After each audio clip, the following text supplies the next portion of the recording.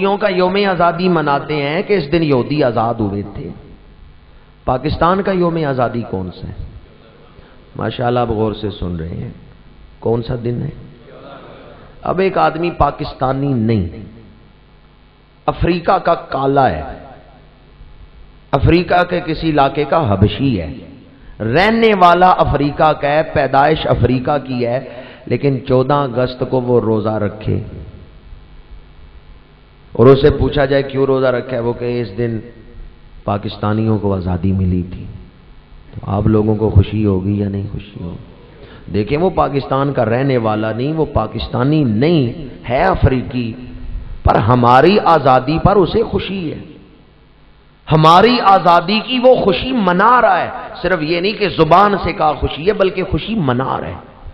یہودیوں کو کچھ تو شرم کرنی چاہیے، ہمارے آقا نے تو ہمیں حضرت موسیٰ کا ادب سکھایا ہے، ہمارے آقا نے ہمیں حضرت ابراہیم، حضرت اسحاق، حضرت یعقوب، حضرت یوسف، حضرت الیاس، حضرت سلیمان، حضرت یحییٰ، حضرت داؤد، یہ سارے نبی جن کو یہودی مانتے ہیں، ہمارے آقا نے ان نبیوں کا ادب ہمیں سکھایا ہے۔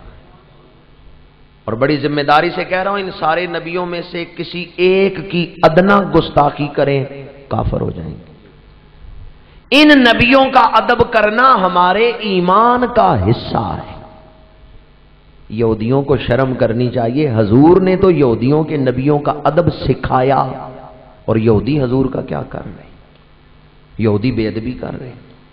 حضور کی طرف سے نرمی ہے، یہودیوں کی طرف سے زیادتی ہے۔ اسلام کی طرف سے رحمت ہی رحمت ہے، اور یہودیوں کی طرف سے ظلم ہے، انتقام ہے۔ حضور یہودیوں کے محلے میں تشریف لے کے بیت المدراس، یہودی بڑے احترام سے ملے، ادب سے حضور کو بٹھایا، تکیہ پیش کیا، حضور نے تکیہ رکھ لیا، اور آپ جانتے ہیں 3 چیزوں کے بارے میں حضور کا فرمان ہے کہ کوئی دے تو ٹھکراؤ نہ، کوئی تکیہ دے تو رکھ لو، کوئی دودھ دے تو لے لو، اور کوئی خوشبو لگائے تو لگوا لو۔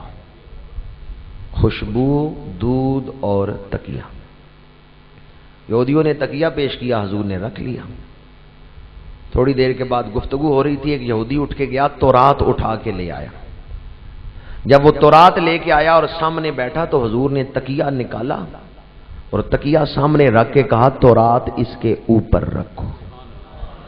حالانکہ تورات منسوخ کتاب ہے، تحریف شدہ کتاب ہے، پر اللہ کے رسول نے اس کو بھی ایک تعظیم بخشی ہے، کیونکہ اس کی نسبت حضرت موسیٰ علیہ السلام کے ساتھ۔ حضور نے تکیہ عطا کیا۔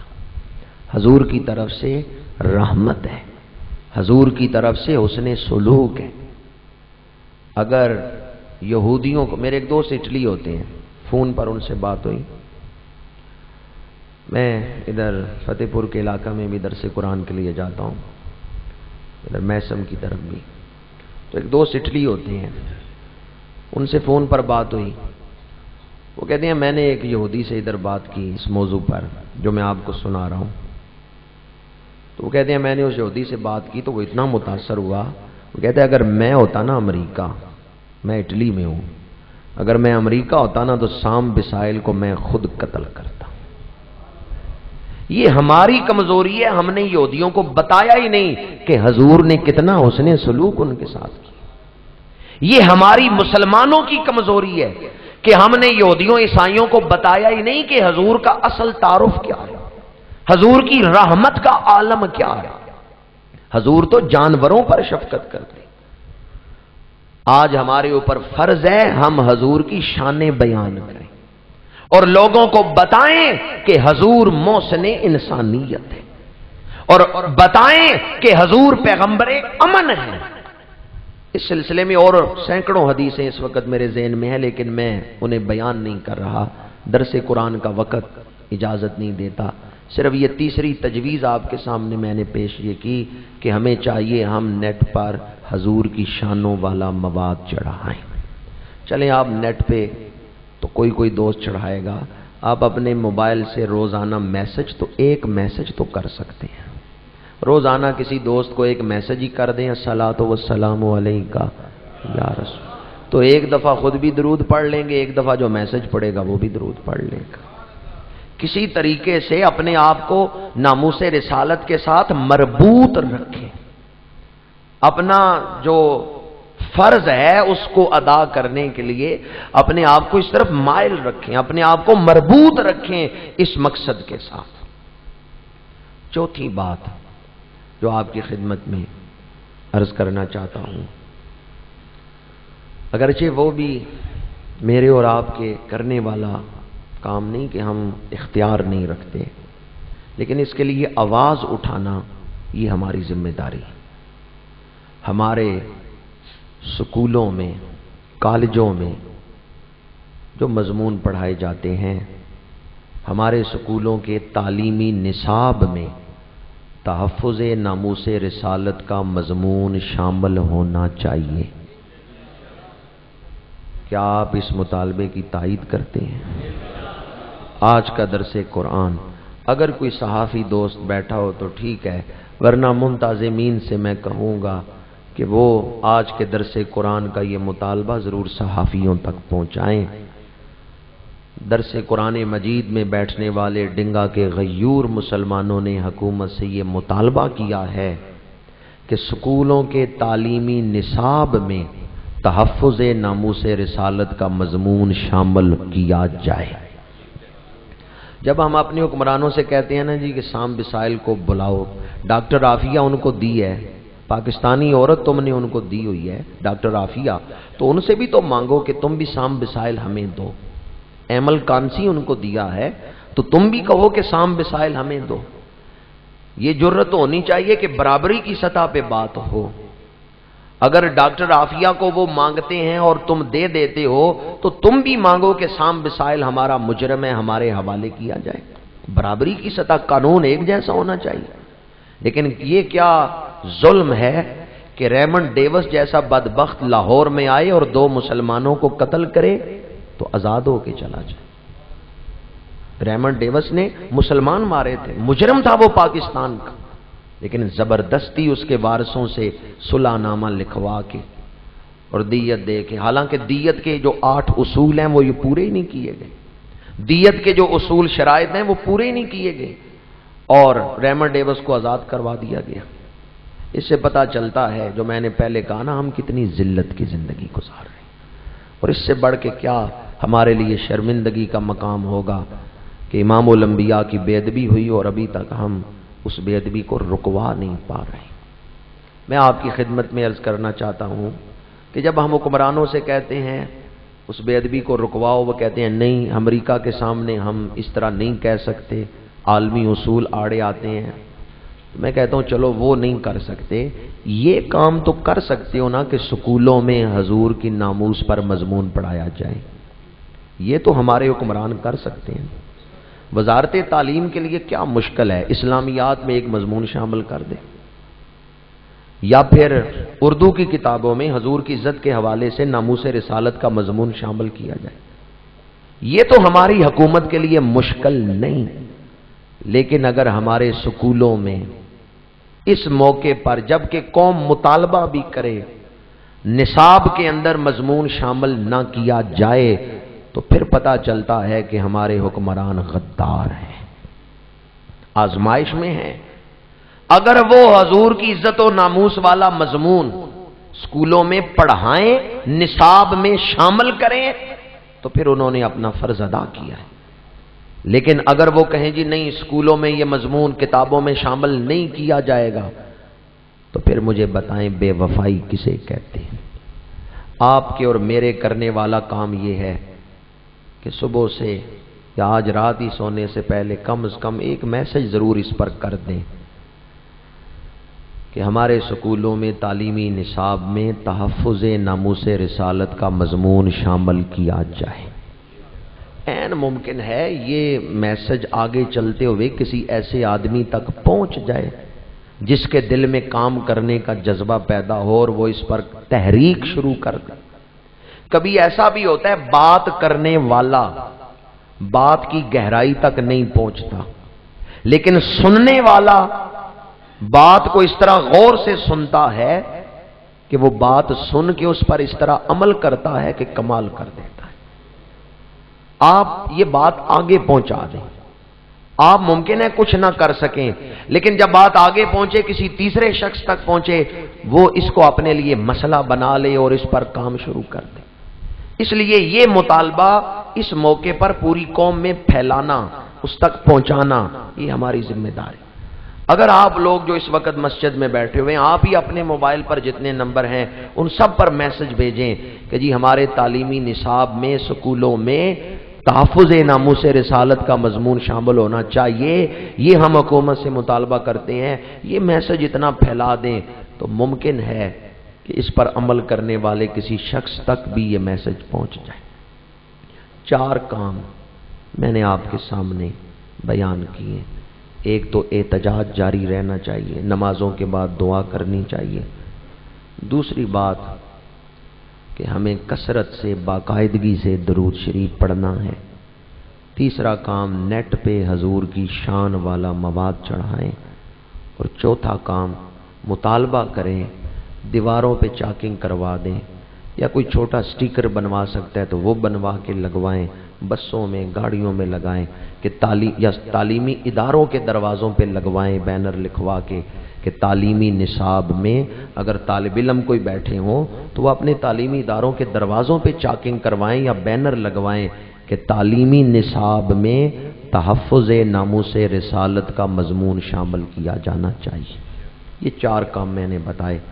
5واں جو ایک عمومی مضمون ہے کہ ہمیں خود حضور کے ادب کا نمونہ دنیا کو دکھانا چاہیے۔ اگر آپ کے گھر کوئی اخبار ہو جس پہ گنبد خضرا کا مضمون ہے یا گنبد خضرا کی تصویر ہے تو آپ اخبار کے اس صفحے کا بھی ادب کریں۔ کسی کاغذ پہ درود شریف لکھا ہوا ہے اس کا ادب کریں۔ جس مصلی پہ گنبد خضرا کی تصویر ہے اس مصلی پہ پیر نہ رکھیں، ادب کریں۔ جب خود ادب کریں گے تو دوسروں تک ادب کا پیغام پہنچے گا۔ گھروں میں آپ گنبد خضرا کی یا کعبہ شریف کی تصویر لگاتے ہیں تو ان کی طرف پیر نہ کریں، چارپائی کے پیروں والی طرف گنبد خضرا کی تصویر نہ لگائیں، بلکہ ایسی جگہ لگائیں جہاں ادب ہو۔ ہمارے ہاں آج کل بہت ساری محفلیں ہوتی ہیں اور ان میں ادب کا خیال نہیں رکھا جاتا، تو میں یہ بھی آپ کی خدمت میں عرض کروں گا کہ یوں ادب کا نمونہ دنیا کے سامنے قائم کریں کہ آپ کی اولادوں کو، آپ کو دیکھ کر اولادوں کی تربیت ہو جائے کہ ہم نے حضور کے نام کا ادب کرنا ہے۔ 6ٹھی بات، اور اس پر اپنی گفتگو کو سمیٹوں گا ورنہ تو اور ایسے سینکڑوں باتیں ہیں جو اس موضوع پر آپ کی خدمت میں عرض کرنا چاہتا ہوں۔ 6ٹھی بات یہ ہے کہ ہمیں اپنی جان سے بڑھ کر حضور کی عزت سے پیار کرنا چاہیے۔ یہ ہمارے لیے کمال ایمان کے لیے ضروری ہے۔ ایک طالب علم پاکستان سے جرمن گیا تعلیم حاصل کرنے کے لیے، انجینئر بننے کے لیے۔ انجینئرنگ کی تعلیم وہ حاصل کرنے جرمنی گیا۔ پاکستان میں اس کا بوڑھا باپ انتظار کر رہا تھا کہ میرا بیٹا انجینئر بن کے آئے گا تو میرے بڑھاپے کا سہارا بنے گا، اور اس کی بہنیں بھی تھیں، اور اس کا خیال تھا میں انجینئر بن کے واپس جاؤں گا تو بہنوں کی شادیاں کروں گا، میں کماؤں گا تو گھر کے حالات اچھے ہو جائیں گے۔ بڑا شریف النفس، یہاں اس کی کبھی کسی سے لڑائی نہیں ہوئی، اور جرمنی میں وہ پڑھائی کے لیے گیا ہے، لائق طالب علم ہے، انجینئر بننے گیا ہے۔ گھر والے انتظار میں تھے کہ ہمارا بیٹا انجینئر بن کے آئے گا، پر وہ انجینئر بن کے نہیں آیا، شہید بن کے آ گیا۔ اور اس نے جو آخری خط لکھا ہے نا اپنے والد کو، اس میں وہ لکھتا ہے ابا جان آپ تو انتظار کر رہے ہوں گے کہ میرا بیٹا عامر انجینئر بن کے آئے گا پر میں شہید بننے جا رہا ہوں۔ انجینئر بنتا تو دنیا میں آپ کو فائدہ دیتا، اگر میں شہید بن گیا تو قیامت کے دن آپ کو نفع دوں گا۔ میں ان کے والد سے بھی ملا ہوں، غازی عامر صاحب کے والد سے۔ وہ کہتے ہیں میں سوچتا ہوں جب میرا بیٹا گھر سے تیاری کر کے نکلا ہوگا کہ میں نے آج اس گستاخ کو قتل کرنا ہے، تو راستے میں اس کو کتنے خیال آئے ہوں گے، کبھی باپ کے بڑھاپے کا خیال، کبھی ماں کا خیال۔ بیٹا بھی ایک ہی تھا، دوسرا اس کا بھائی بھی کوئی نہیں تھا۔ اس کو کتنے خیال آتے ہوں گے میرا بوڑھا باپ میرے بعد کیا کرے گا، میں ایک ہی بیٹا ہوں، دوسرا بیٹا بھی اس کا کوئی نہیں۔ میری بہنوں کو یہ کتنا دکھ ہوگا کہ ایک ہی ہمارا بھائی تھا اور وہ بھی ہمیں چھوڑ کے چلا گیا۔ غازی عامر کے والد کہتے ہیں میں سوچتا ہوں میرا بیٹا گھر سے جب جا رہا تھا اس کو قتل کرنے، راستے میں وہ کہتے ہیں تقریباً پونے گھنٹے کا سفر بھی تھا، تو وہ راستے میں اس کو کتنے خیال آئے ہوں گے، لیکن اس نے سارے خیال جھٹک دیے اور ایک ہی خیال اپنے اوپر طاری کیا کہ غلامی رسول میں موت بھی قبول۔ باپ پیارا ہے، ماں پیاری ہے، بہنوں سے پیار ہے، عزیز و اقارب سے پیار ہے، لیکن سب سے بڑھ کے اللہ کے رسول کے ساتھ پیار ہے۔ غازی عامر چیمہ نے باقی سارے خیالات جھٹک دیے۔ عشق دے چلے نمبر لے گئے، عقل منداں ایویں عمراں گالیاں۔ عشق دے چلے نمبر لے گئے، عقل منداں ایویں عمراں گالیاں۔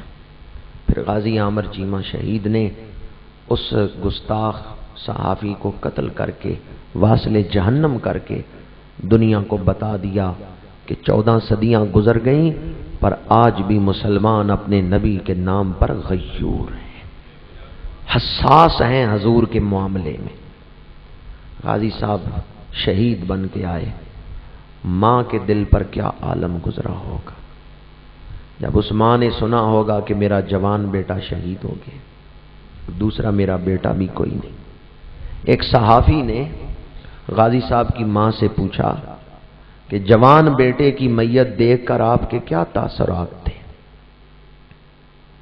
تو غازی صاحب کی ماں نے بڑا پیارا جواب دیا ہے، انہوں نے کہا یہ تو ایک عامر چیمہ تھا، اگر ایسے میرے ہزاروں بیٹے ہوتے میں ایک ایک کر کے سارے حضور کے قدموں پر قربان کر دوں۔ جوان بیٹا جدا ہو تو ماں کا دل دکھتا ہے، پر میں خوش ہوں کہ میرا بیٹا اللہ کے رسول کے قدموں پہ قربان ہو گیا۔ غازی عامر چیمہ تیری قبر پہ خدا کروڑوں رحمتیں نازل، امت مسلمہ تیری عظمت کو سلام پیش کرتی ہے، تو نے غیرت مند ہونے کا، عاشق رسول ہونے کا عملی ثبوت دیا اور ظاہر کر دیا کہ آج بھی مسلمان غیرت مند ہے۔ مسلمانوں کے اندر عشق رسول اتنے اعلیٰ پیمانے اور معیار پر ہے کہ اپنی اولاد اور اپنے گھر والوں سے اور تمام چیزوں سے بڑھ کے اگر ایک مومن کو پیارا ہے تو حضور کا نام پیارا۔ غلامی رسول میں موت بھی، یہی وہ جذبہ ہے جو ہمارے لیے خضر راہ ہے، جو امت مسلمہ کو اپنے پیشے نظر رکھنا ہے۔ مولانا عبد الرحمن جامی نے کیا خوب لکھا ہے، جو سوئے من گزر آری منے مسکین ز ناداری، فدائے نقش نالینت کنم جاں یا رسول اللہ۔ مولانا جامی کہتے ہیں یا رسول اللہ آپ میرے گھر تشریف لائیں تو میں مسکین آپ کو کیا پیش کروں، یا رسول اللہ جہاں آپ کے نالین کا نقش لگے گا میں وہاں اپنی جان قربان کر دوں۔ حضور کی محفل لگی ہے، ایک صحابی بیٹھے ہیں محمد بن مسلمہ، حضور صحابہ سے پوچھتے ہیں کعب بن اشرف میری حجب کر رہا ہے، کون ہے جو اس کا منہ بند کرے؟ تو حضرت محمد بن مسلمہ اٹھے، یا رسول اللہ میں اس کا منہ بند کروں گا۔ گھر چلے گئے، گھر والوں نے کھانا پکا کے رکھا، کھانا کھاؤ۔ حضرت محمد بن مسلمہ نے کہا روٹی اٹھا کے لے جاؤ میں نہیں کھاؤں گا، پانی کا پیالہ اٹھا لو میں نہیں پیوں گا۔ گھر والوں نے کہا کیا ہوا ہے؟ صحابی رسول کہتے ہیں کعب بن اشرف نے میرے آقا کی گستاخی کی ہے۔ کعب بن اشرف حضور کی بے ادبی کر رہا ہو، میرے حلق سے لقمہ نہیں اترتا، پانی کا گھونٹ نہیں میرے حلق سے اترتا۔ حضرت محمد بن مسلمہ نے فرمایا جب تک میں اس گستاخ کو واصل جہنم نہیں کر لیتا، نہ ایک گھونٹ پانی پیوں گا، نہ کھانے کا لقمہ لوں گا۔ کھانا پینا چھوڑ دیا، کہا نہیں کھاؤں گا اور نہیں پیوں گا جب تک کعب بن اشرف کو قتل نہیں کر لیتا۔ اللہ کے رسول نے یہ بات سنی تو حضور نے فرمایا بلاؤ محمد بن مسلمہ کو۔ وہ حاضر ہوئے تو حضور نے فرمایا کھاؤ اور پیو، کھانا پینا نہ چھوڑو، اللہ نے تمہارے اوپر صرف کوشش کرنا لازم کیا ہے، تم کوشش کرو، تحفظ ناموس رسالت کے لیے کوشش کرو۔ جب تم کوشش کر رہے ہو تو تم اللہ کے محبوب ہو، اللہ کے مقبول ہو۔ ورنہ صحابی کا جذبہ کیا تھا؟ صحابی نے کہا میں کھانا نہیں کھاؤں گا جب تک اس گستاخ کو واصل جہنم نہیں کر لے۔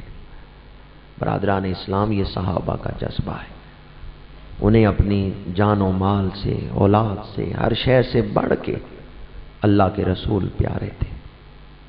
حضرت ام عمارہ 4 بیٹوں کو لے کے میدان احد میں آئی ہیں، اور جب دشمن حضور کے چہرے کا نشانہ لے کے تیر مار رہے تھے تو بی بی ام عمارہ نے 4 بیٹے میدان میں اتار دیے اور کہا میرے بیٹے ہو، میرا دودھ پیا ہے تو میرے نبی کے سامنے دیوار بن کے کھڑے ہو جاؤ، تیر تمہاری چھاتیوں پہ لگے، میرے نبی کے جسم تک کوئی تیر نہ پہنچنے پائے۔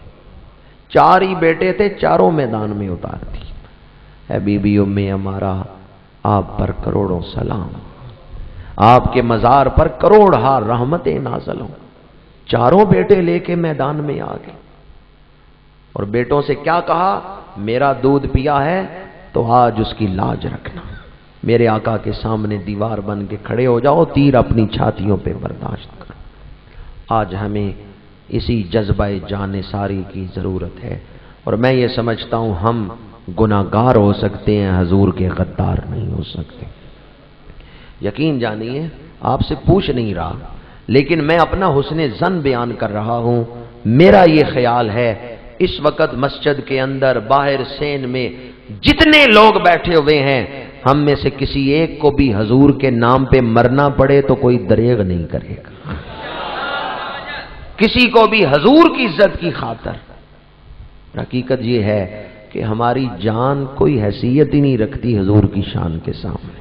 ہاں ان کا کرم ہے اگر قبول فرما لیں ہم جیسے گناہگاروں کا۔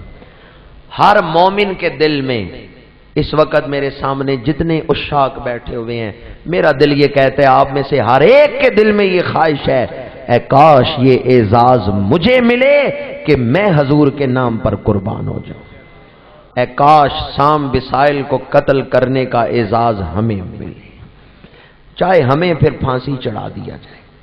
ہر شخص کے دل میں اگر یہ جذبہ ہے، اگرچہ واقعہ نہ ہو سکے لیکن دل میں جذبہ ہو تو اللہ ثواب عطا کر دیتا ہے۔ میری ساری گفتگو کا نچوڑ یہ ہے، حضور کی عزت پہ حملہ ہو تو ہم آرام سے نہیں بیٹھ سکتے۔ ہمارے آقا کی عزت پہ دنیا کو پتہ ہی نہیں ہے مسلمان کتنا پیار حضور سے کرتے۔